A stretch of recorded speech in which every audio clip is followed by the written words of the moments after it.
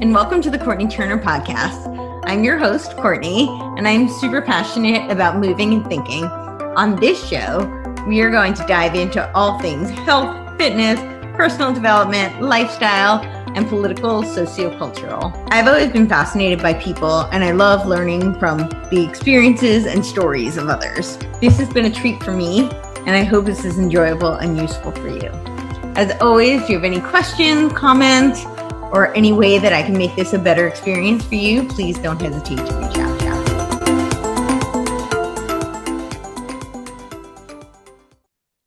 Hello, welcome to the Courtney Turner Podcast. I am here today with Matthew Ehret. He is the founder of the Rising Tide Foundation. I'm going to read this actually because he's got a long resume.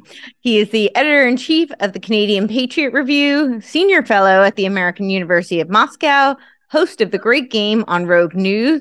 He's authored the 4-volume Clash of the Two Americans and 4-volume Untold History of Canadian series. And I'm super excited to have you here today. I was recently, unfortunately, I'm glad I was, but I wish I had known of you way earlier. Your work is phenomenal and really of great interest to me. So I'm super excited for this conversation. And how are you doing today? Hey, Courtney, I'm super happy to join you today. And yeah, I'm doing great. Thank you for that intro. And I'm looking forward to this conversation. Yay. So I was recently introduced to you by our mutual friend, Ryan Christian, who is 1/3 of Pirate Stream Media. And we've started a show called The Dialectical Dissonance. And the reason for the title is we want to kind of bring awareness to the dialectical illusions that have been created, the two-party narrative, the really just, I think a lot of people are trapped in the wizard circle, and we want to try and help them to step outside of that and be able to critically think without being trapped in these binary, often fallacies. So you had written an article about Keynes and Hayek, which I think is just it's so seminal because I think it is one of the big illusions that a lot of people fall prey to. They fall into this trap of, that it is like the Austrian-Hungarian economic school, libertarian, I put it in quotes, versus the top-down kind of leftist, socialist, communist type economic models. And, really, they're both kind of two wings of the same bird in a lot of ways, and they stem from kind of a neo-feudalistic Malthusian type of philosophy. And I don't think many people realize that, and they definitely don't realize, especially with Hayek, you think of him as like the bastion of freedom and free trade and free market, and his whole last chapter in his Road to Serfdom is all about the New World Order, essentially, and how we should have a unified one world government, and that's the solution to everything. And I think most libertarians would not subscribe to that premise. So it might be a little bit disappointing for them to learn that. So there's so many places I'd like to go in this conversation, but that might be a good place to start, since that's how I discovered you. A fantastic place to start. And indeed, like a lot of great allies that I have self-identify as libertarians. I'm not casting judgment upon all of my friends and my allies as such. They're freedom lovers. They're willing to fight and die for freedom and for their principles, and that's beautiful and good and great. However, there are some Trojan horses that have been released into the ideological battlefield, out of which we emerged as human beings living, we were all born into a system that was already in motion before we were born. And we're trying to make sense of things. And a lot of there, like I said, there are certain Trojan horses, certain false debates that people have been pulled into that utilize a very ancient formula, which goes back to the days of ancient Babylon, as far as I could tell. And I as far definitely as want to get into that, by the way, but yeah, we'll dog ear that. Go on. Yeah. Yeah, we could do that. But there are certain common denominators amongst all oligarchically managed systems. And as far as I can tell, all of human history has been, to varying degrees, we've never been able to break free of that system of oligarchism, the rule by a hereditary elite. And there's certain, though the forms might modify over generations, like what techniques are applied, there's certain invariants, certain formulas that are always applied in a very, very repetitive, non-creative manner to keep the masses, so called, fighting amongst themselves, and better to be. And it's, we often use the term divide to conquer, better to, more easy to control a divided people and to try to create as much anarchy and chaos as possible, and bring in order out of that chaos. That's that, and that's sort of like a truism, but to really think it through is useful. So the issue of Keynes versus Hayek for me.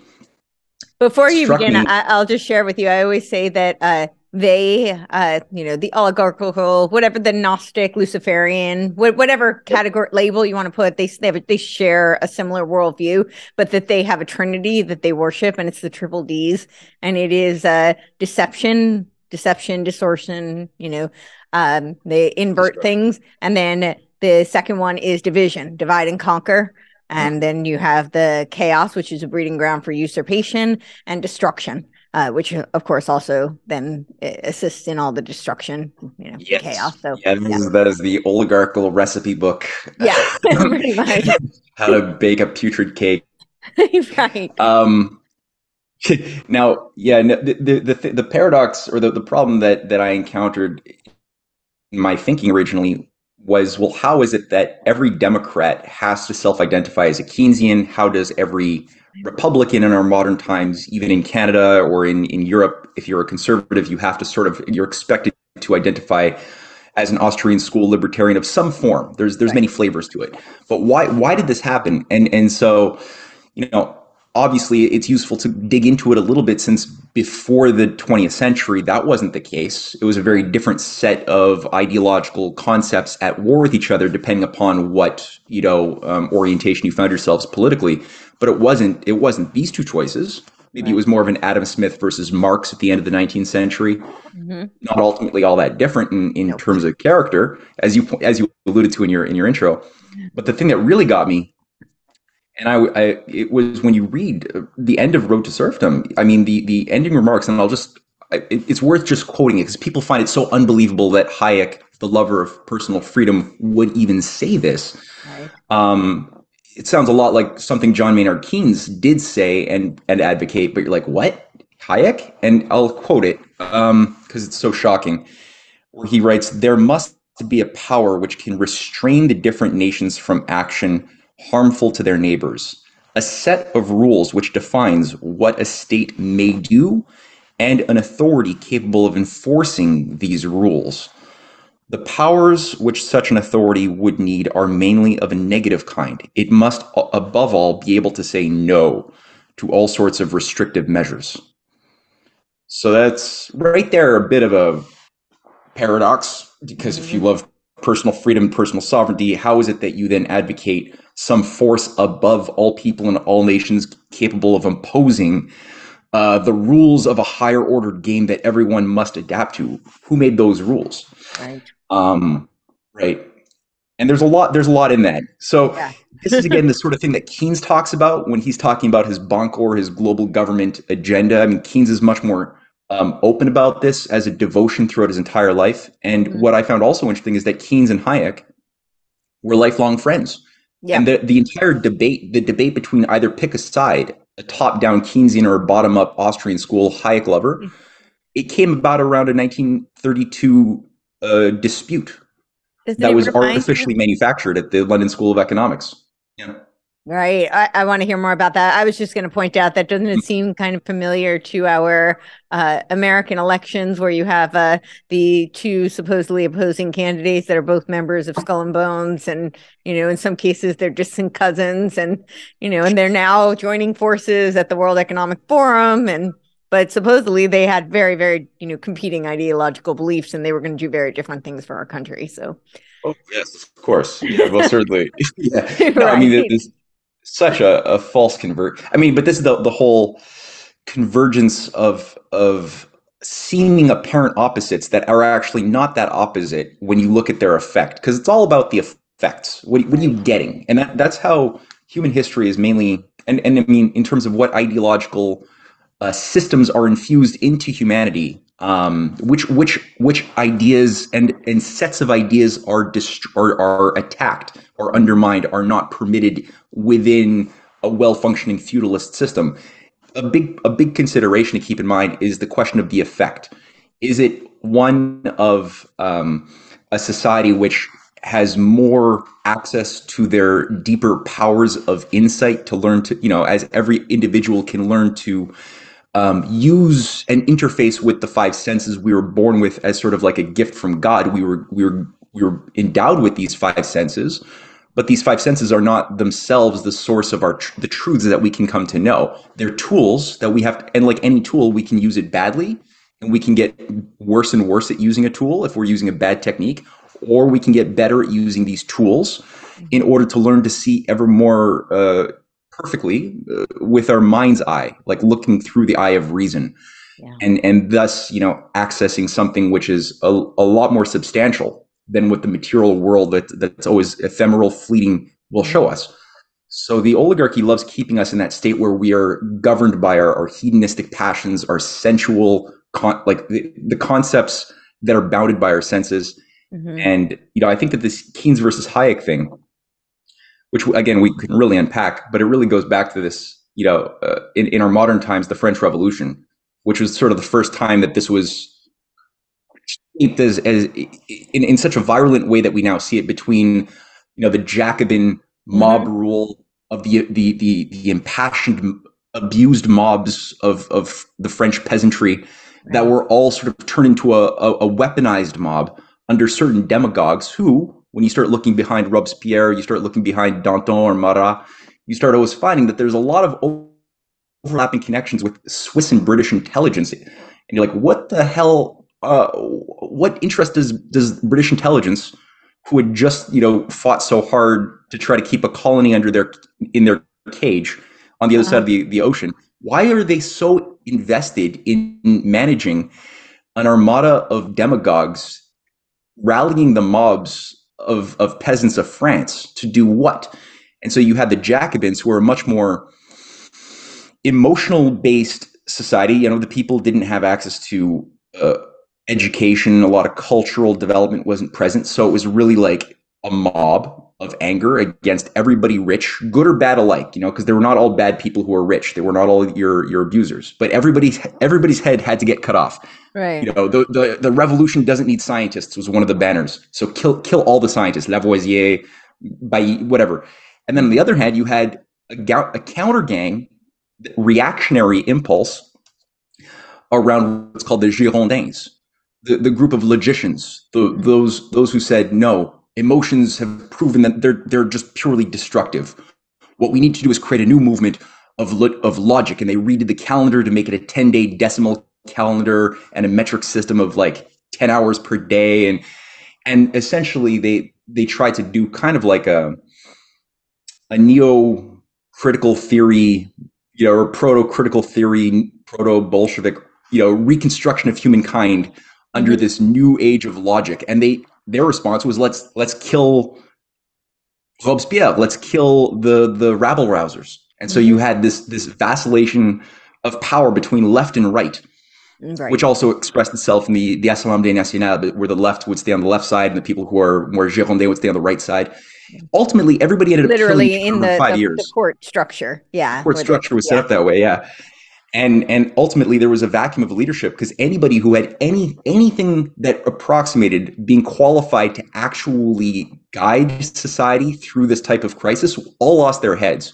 And out of that, nature abhors a vacuum. And right. So the actual oligarchy was able to fill it with their own proto-fascist figure of a Napoleon Bonaparte, who first called himself a consul, but then very quickly said, oh yeah, by the way, by consul, I mean emperor of the world. And that became a 20-year hellhole in Europe, with the Rothschilds funding all sides, right, British and French alike. So, this has been modified again and again. And I'm so happy that you and Ryan and your team are doing what you're doing by helping people to demystifying this technique of false controlled oppositions and left and right disputes. Because, to the degree that people continuously don't understand that, Mhm. they're always going, as good as their hearts might be, they will always fall into that trap and be used by forces they don't understand. So that's Yeah. good. Yeah, well, thank you. I agree. I think when I use the term like the sorcerer's circle or the wizard circle, that certainly wasn't coined by me.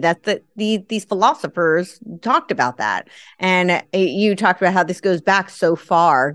I love that you bring up the French Revolution. I think the French Revolution is really pivotal in a lot of ways because it was the time where I know people think it's a quote unquote conspiracy theory, but we actually have very quantifiable evidence of the actual Illuminati, even when it had the name Illuminati.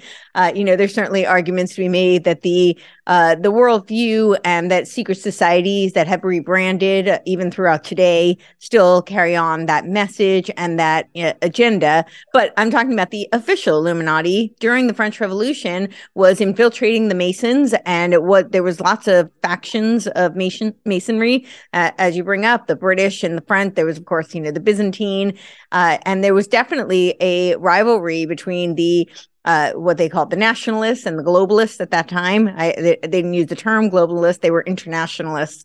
But it was a very similar type of warring factions that were going on then, and were very instrumental in a lot of the not just the agendas that are being executed today, but also these competing ideologies or the illusions of the competing ideologies. And just to add one more thing, when you go really far back, you talk about people like Plato, who really discussed these the dialectics. And these dialectics I believe he took a cue from the mystery school, the Egyptian mystery school, the ancient mystery schools, and their belief systems. But he talked about the philosopher kings and how it was for the initiates. And he was alluding to secret societies, and we're talking about thousands of years ago. But he believed in, we all know about the allegory of the cave, and there's the intelligible realm, the unintelligible realm, there's the dividing line. And I think that's one of the earliest codifications. Certainly, I think that the notion predates that, but I think the earliest codification of this dialectical attacks that then gets weaponized against people. And I don't know that back then they were necessarily intending to weaponize, but I think that they were intending to keep an elite class and keep things within there. There was secrecy and esoteric knowledge was revered for and reserved for this philosopher king class. And therefore, the people who don't understand that that's what's occurring are they fall prey and they're trapped within the wizard circle. So then they don't know it because you can't see outside of a box that you're inside of. If you're inside this box, you don't know there's a world outside it. Or if you're in a cave, you're looking at the shadows, you don't know that there's a world outside that cave. So Absolutely. No, I'm glad that you're sorry, that taking was that, so that broad. long-winded. And No, that's great. And I mean, I think it's so valuable to have that long form thumbnail sketch of history and the history of ideas that give us context, because context is everything. And a lot of people, you find sometimes what appears on the surface to be very intelligent disputes and very intelligent debates are actually completely out of, like, debates about what path we should go in, what policy we should have, what form of analysis we should take on to understand our problems. After listening to some of these things, and so you find that people are speaking out of their ass because yeah. they're not taking into consideration the actual contours of history shaping this debate that they're having. So it's like disputing over a line of Shakespeare. Like, I believe that a rose of, or a rose that was it? How does it go? A rose by any other name would smell as sweet, right? In Romeo and Right. Juliet. And people will have these debates about, I believe it means this. I believe that the rose means the, beauty with thorns, and I believe this. And you have these ongoing academic debates. And Right. it's like you're taking the line out of a scene that's out of an act, that's part of like several acts within a play which has an idea, an integral idea, organizing all of the parts and how they believe they play a role with purpose in a whole. And you're just infinitely talking about and dismantling this one little thing out of context. And it's like that with history. If you don't have like some form of coherent, rational sense of history as a universal oneness, Right. you end up like with these disjointed discussions. So going to Plato is, I think, key. And I think Plato, I've read a lot of Plato. Mhm. I really like Plato. And Do you? I'm so fascinated by this that I want to hear why, because I kind of feel like Plato was the root of a lot of the yeah, problems, actually. So yeah. here's why I like Plato. Okay. First of all, I think what he did, and I don't think that I've read most of Plato's dialogues, Mhm. including his longer form works. The Republic, I must have read it like 5 times. His Timaeus several times. I've really saturated myself in an immersive study of Plato's writings and a lot of his smaller dialogues too. The Sure. Theaetetus, Sophist, Yeah, the Statesman. Timaeus is never taught in school. It's they If it kind of is, it's again out of context. Nobody ever just sits down and really encourages students to work through what's actually being said regarding the Pythagorean theories and the concepts of the harmonics of the Platonic solids. How do you construct them? What is the relationship to an astronomical sense of the behavior of the planets? None right. of that stuff is properly treated, like I said. Now, what Plato does specifically with Book 7 of the Allegory of the Cave, but also Book 5, 6, 8 of the Republic that deal with the dividing line. He's sort of letting the cat out of the bag. He's doing something that you're not supposed to do. You're Yeah. not supposed to say what the techniques are. You're not Right. supposed to ever make that transparent. Right. um, That's for the initiates. You're supposed to keep it in code. Yeah. you just broke. He broke the formula. Like it doesn't work if people know these basic elementary facts of how our minds move from a lower state of shadowland into a higher state of knowledge.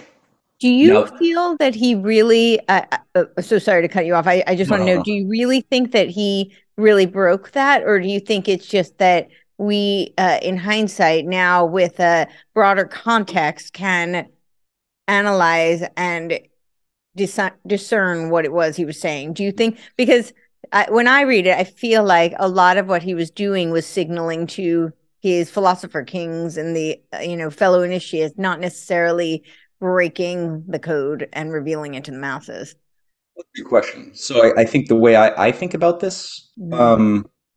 yeah, very good question. There's two angles that my mind is sort of taking at when I try to vector in at trying to answer that. On the one hand, I look at the world that Plato operated in. So the first thing is like, well, what were the geopolitical contours shaping the world of Athens of Right. 399? When Socrates takes the hemlock, he's the inspiration of his student Plato, who's only like 24, 25 when Socrates dies. Um, what was Socrates doing? What was Plato doing? What were they a part of? So just to remove them from the ivory tower and situate them in the Right. reality that they situated themselves in, right? So that's the first exercise. What I do know is that Athens was on the decline heavily. It had formerly been, since the time of Solon, who was sort of the great lawgiver who freed the slaves, freed the debt slaves, dismantled a big chunk of the oligarchy, gave birth to a new type of approach to governance and statecraft after he returned from Egypt. Because Solon was also a member of the upper crust, but Right. he was somebody who actually cared about the people, unlike the other members of his class who were happy with their owning slaves. It was a dark age for hundreds of Right. years in Athens, right? We lost all writings. We don't know pre-dark age Athens what caused it. We just know the effects. Right. So Solon initiated a series of massive reforms. He wrote the new constitution in the form of a poem, so people can even read Solon's poetry. They can read the Constitution of Athens. It's very, very enlightened concepts that really showcase a disdain for oligarchism and a love of the potential of what human beings actually could be if they're given the opportunity. Now, when he dies, unfortunately, by this time, Athens starts on a bit of a decline. It loses. It has like a burst of Renaissance activity, ideas. People like Aeschylus, Sophocles are Yeah. producing some of their greatest works, but they're also patriots. They themselves, like Aeschylus, who we lost a lot of his plays, but he did write things like Prometheus Bound. He did write the Orestes trilogy. A lot of these things contain some amazing universal truths and insights into geopolitics and the psychology of empire, into the nature of what causes us to be tragic. How do we break from our tragedy? Sophocles does it too with his Oedipus Rex trilogy. Again, these are all things that are not just there for entertainment. They're there. The culture of Athens at the time was a culture that saw the arts as being something sacred. It was really something which shaped the next generation and passed on the lessons to the next generation. So when Aeschylus dies, he ensured that on his tombstone was not any of the plays that he won awards for, but rather was simply the statement, the epitaph saying, "I fought at Marathon." Right? That was what he wanted people to remember him by, as a patriot who fought at Marathon. Now, what was Marathon? If you look at the structure of the oligarchical operations of the time, the primary center of command and action was, at the time of, we're talking here like 460, 450, 440 BC, it was the Persian Empire, and Persia had wielded the largest global mercenary force in the world. There's the story. Some people, if they want to get like a low level, flavor of this, they could watch 300 or read the comic book series by Frank Miller, which is entertaining and not untruthful entirely, but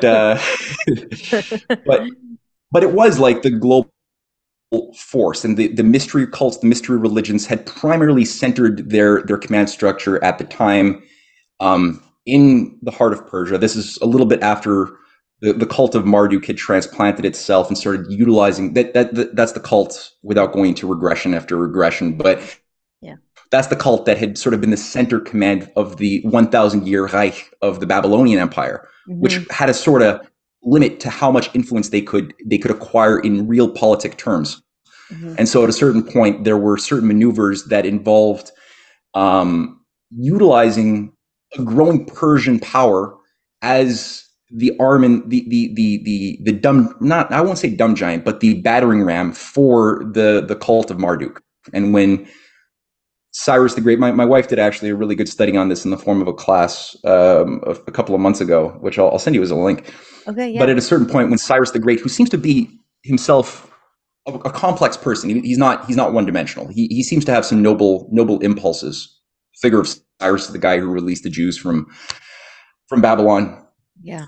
The strange thing was, as soon as he took Persia and defeated the Babylonian armies, he immediately paid homage to the cult of Marduk. Of all the things to do, that would be the first thing that he chooses to do, which is a bit strange. And the cult of Marduk is recognized by all ancient scholars of this topic, of this history, as the prototype for Apollo. It's the same god, Apollo being the god of light, who had a sort of dispute with his father Zeus, and so familiar. Now, the cult of Apollo, or the temple of Apollo, which had a Delphic oracle. So it was at Delphi. So it was the cult of Apollo at Delphi, and there was an oracle who, the way that this thing worked, it was sort of the branch of the Marduk network in Athens, and they had set up several key branches, the biggest one being at Delphi.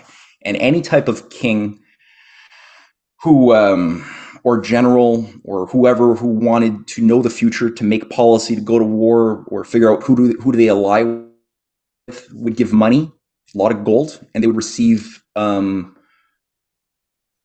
the priesthood an interpretation of the doped up ramblings of this poor girl who was set up on top of a cavern, breathing in crazy methane fumes in a hallucinogenic constant fit. And so she was like just in a constant state of just blabbling. And these priests were positioned to interpret those sounds, which were apparently the sounds of the god Apollo himself directly, telling the king, whether it was Cyrus, whatever king, whatever general wanted to know what they should do, they would tell them. Now, this is, again, perfect intelligence operation, because you can now you can not only get massive wealth that you could then money lend, you could start like getting people dependent upon your finances as a center of early central banking systems, but you can also get intelligence because everyone on all sides, all enemies are coming to you, telling you exactly what they want. And you could give them what effects you want them to do, as far as what the gods say. Right. Now, Plato takes some jabs in the course of, I think it's in the Protagoras. There's several dialogues that I've read where he does take several lateral jabs at the cult of Apollo in a bit of a sarcastic way. The thing about Plato is he is setting up the academy. He's trying to actually create a real philosopher king, right? So he's actually going through his friend Dion, who's the uncle of Dionysius the First and II in Syracuse. Plato was actually risking his life going to try to educate them, these leaders, in the art of statecraft. So he's actually doing things like that. The other thing he's doing is he's getting thrown into slavery. So like Dionysius, I think it's the First, doesn't like the fact that Plato won't just let him go and make wars. Plato is telling him, you have to work on constructive geometry. You have to work on astronomy for a sustained period before you can start thinking about going to war and doing these other things you want to do. And he has a temper tantrum after about a year of being tutored by Plato, and he throws him into slavery. So Plato is like, bought out of slavery from his friends who luckily are there to save him. And he used the money that his friends gave him because his captors were too ashamed to actually keep the cash. So his friends were like, well, we accumulated the money. Why don't you just use it to build your academy that Eero was talking about? So he builds the academy with that cash. So he's got a whole academy. And one thing we do know is that people like Xenophon were students of the academy. Xenophon was a key figure of the Battle of 10,000, right? Where there was a near destruction of the Persian Empire, which unfortunately, due to some sabotage caused by another character named Meno, who was an oligarchical operative agent, passing himself off like a Greek patriot, ended up backstabbing all of the generals on behalf of Persia, and sabotaged the operation right before it could succeed. So then Xenophon has to be a key player leading out the surviving 1,000 Greek soldiers to safer ground after it was an arduous march. But again, this guy is yeah.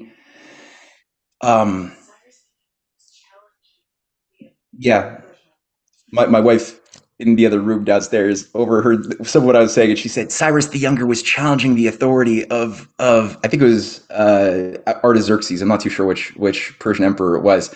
But Cyrus the Younger was effectively somebody who was going to carry out some of these philosopher king type reforms, and he was the selected champion of the Platonic network that was going to finally undo the destructiveness of Persia and the entire system of cults. Anyway, that didn't work out. That got sabotaged, like I said. But Plato had an international network where he was advising governments, advising generals. He was really trying to create a situation where people, and his dialogues were written for the purpose of hopefully the modern system that's trying to gets sabotaged as well. That's all. Yeah. But yeah. So these dialogues were all written to organize the minds of students of his academy. And his academy, another thing about it, he made the point that nobody should be allowed to study at his academy, which was open to women as well. It wasn't just a male-only thing, which is a big phenomenon. Was that you had to know geometry. You had to go through what he basically goes through in the Republic as far as cultivating the mind's ability to know how it works as a tool, because the mind is a tool. But to understand how it works, we have to make simple and then more complicated discoveries with firm foundations. So geometry that he goes through, that we should understand: arithmetic, geometry, harmonics, the science of harmony, music, as well as astronomy. This is part of the quadrivium educational principle, which he applies, and it's a really valuable modality. Before you're allowed to qualify to discuss metaphysical and political concepts, you have to really form the muscle to lift the heavy weight of those the heavier ideas like justice and political action. That requires a lot of mind exercises. Sure. Well, I would also argue it requires an acknowledgement of there being absolute truths. And that Plato talks a lot about that, and I think that's a lot of why numbers and geometry was such an integral part of his schooling. because it is a reference to that there is something absolute and concrete that exists, like an absolute truth, and that does have a divine characteristic.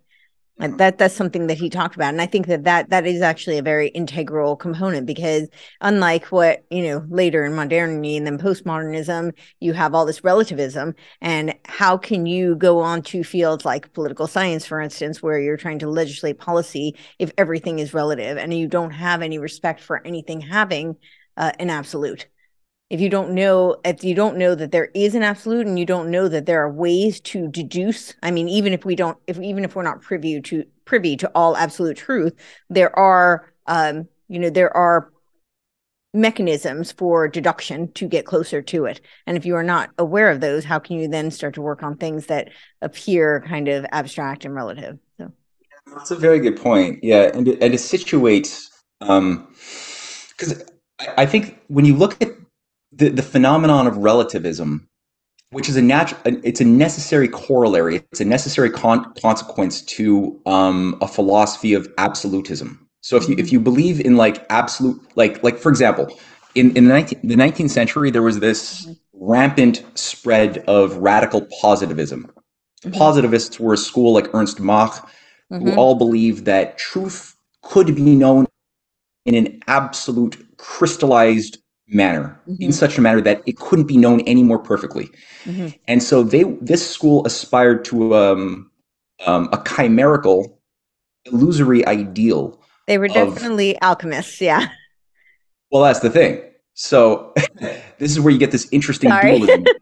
No, but that's a good point. Where you find an absolutist, you typically find somebody who's potentially going to be an alchemist, black magician, which is why people like Isaac Newton also spent most of his time doing alchemy, witchcraft, numerology. Like it's hyper rationalism, because the universe itself is not this linear, flat Cartesian space of logic. It's not what the fabric of the universe doesn't demonstrate that. It's something which we can imagine. It has, obviously a certain usefulness to be able to have like the concept of a perfect 90-degree angle and perfect squareness and perfect triangleness that I can imagine. It's useful at building houses and structures, but it's not the end all cause of how my mind comes to understand the universe, because the universe demonstrates nonlinearity. It demonstrates spontaneity, in the sense of like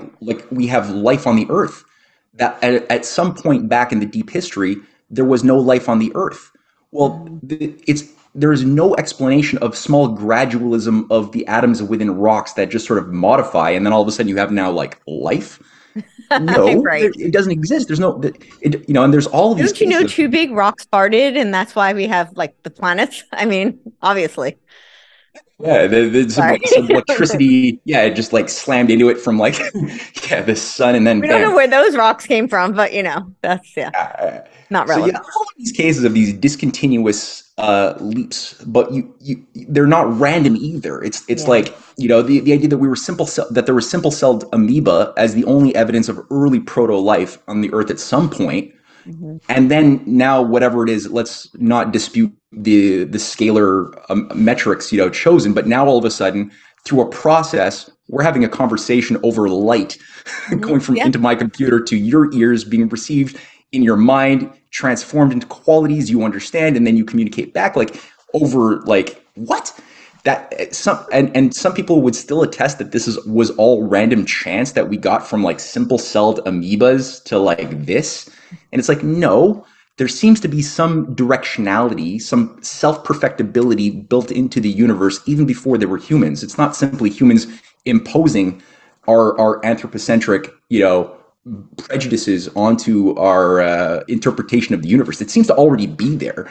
And the fact that we can self-reflect upon that process says something about something universal within the mind as a microcosm of a whole, perhaps. Right. And I think when you look at the Timaeus, or you look at especially the Theaetetus dialogue, which is one of my favorite dialogues that Plato wrote, it's all very transparent, this cosmology of a living, creative, loving universe, and a loving creator, a composer of that universe, which is not impotent or tyrannical.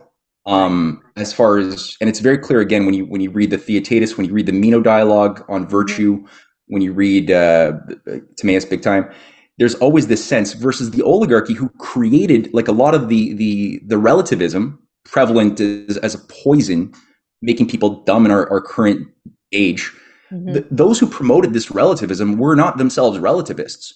They Right. saw the importance of relativism as a way to keep people in the cave, to Yep. impose like an ideology that would have us self inoculate Yep. spiritually, you know? And It because was if a you don't believe in tool. truth, then you don't believe in lies. If you don't believe in lies, then you can't discover if somebody's lying to you, right? Exactly. And so you'll just go along with whatever the tyrants are able to get as popular opinion, and you'll just be a perfect little, cow on a herd grazing.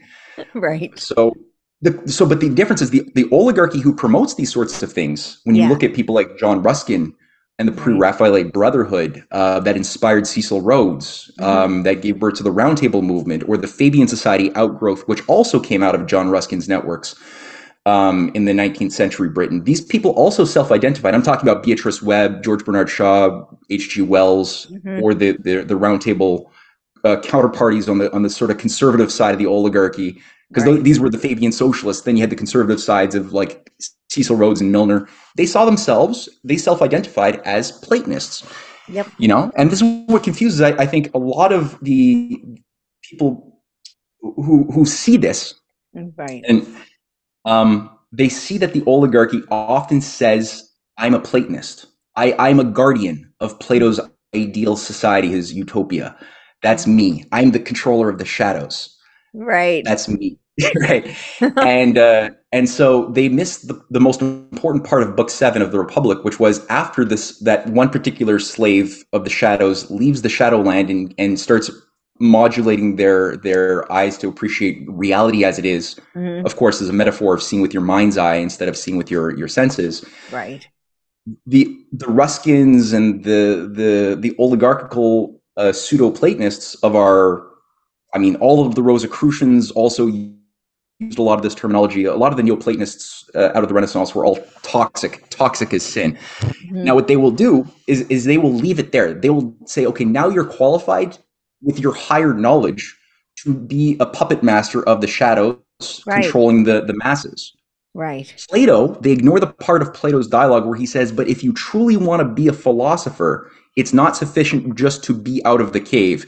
What you then need to do is go back into the cave at the expense of your life. Even though in Glaucon, Plato's cousin in the dialogue is like, but won't they want to kill you? And he's like, probably, because you're telling them that all of the things that they believed were true their whole lives, your ex cave dwellers, you're telling them it's all not true. They're going to hate you. They will want to Yes. destroy you. They will Yep. want to kill you. And despite all of that, you love them so much that you want to help them, and you want to help them learn how to themselves break free of the cave. And that's to be a true philosopher, which is where Socrates himself was willing to die, Yeah. right? When he was executed by his oligarchical enemies who threw slanders at him, saying you're corrupting the minds of the youth and you're disproving the gods of the pantheon. And he was like, people have probably read his apology. Yeah. It was not much I of an apology. He's like, look, no. I actually wrote a paper on it in my sophomore year of high school. My school ended up publishing. I was very, very much taken with the apology. Yeah. So I yeah, think it shaped a lot of, I think it planted a lot of the seeds for me to be able to see a lot of what's happening today and to be able to go back and read a lot of these historical texts with a very different lens than I would have otherwise. Yeah. that's good. Yeah, no, I think that should be seen as sort of the Constitution. Like every Constitution has a preamble, and that should be seen as the preamble of Plato's works. That was the first thing he wrote. The first thing he wrote was a dialogue before that, because it's a 4-part dialogue, right? The trial and death of Socrates, Yeah. and the first one's on piety, and then the second one is the apology, Yeah. which actually features it's not really a dialogue so much, but it's the one where Socrates really puts out his defense of like Yes. why he does what he does, which is beautiful. And then So the next one beautiful. is you have the Credo dialogue where he discusses why he's choosing not to save his life when his wealthy supporter comes at him and says, "Look, I bribed the guards. You're good. We can leave tonight, and you can live out the rest of your days in like more friendly territory in Syracuse. you're good. We'll take care of you. You'll eat well. You'll be happy. Mm-hmm. You don't have to die by poison. Nothing. And Socrates is like, well, that's one option, but let's see if that's really what I should do. And they have this dialogue around the question of the laws, natural law, man-made law. Is there anything worth saving in Athenian law, or is it all perverted and all corrupt? What's going to be the damage to the laws themselves if he chooses to preserve his flesh at the cost of something deeper? And so he proves that I'd rather keep my immortality intact by not preserving my mortality. And he's happy. He's actually not afraid to die in that sense because he's so his identity is so intact with his immortal soul that he's proven exists, which he does in the final dialogue on the Phaedo, which features the last day of his life, and all of his supporters, his disciples, are around him trying to, like, they're wondering, why are you not sad like we are? And he goes through a demonstration of why not only there is a soul, but why the structure of the soul is good, why it's made in the image of God, why, because of that fact, it has the quality of the eternal.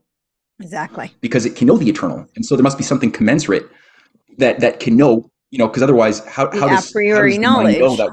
Yeah, exactly.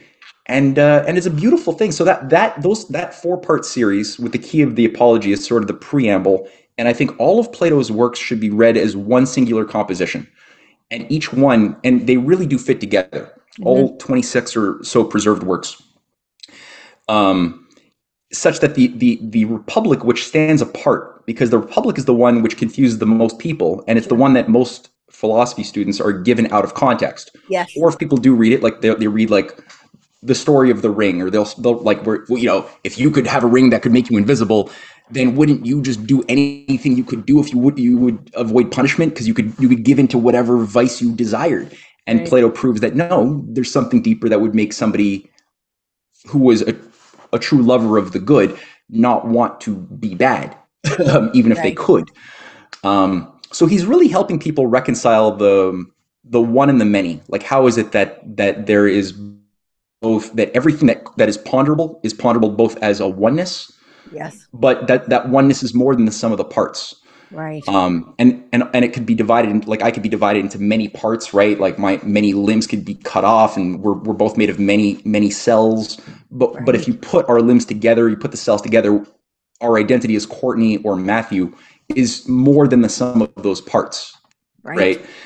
This is the ongoing debate today, and I think it's also the ongoing tool and catalyst for manipulation.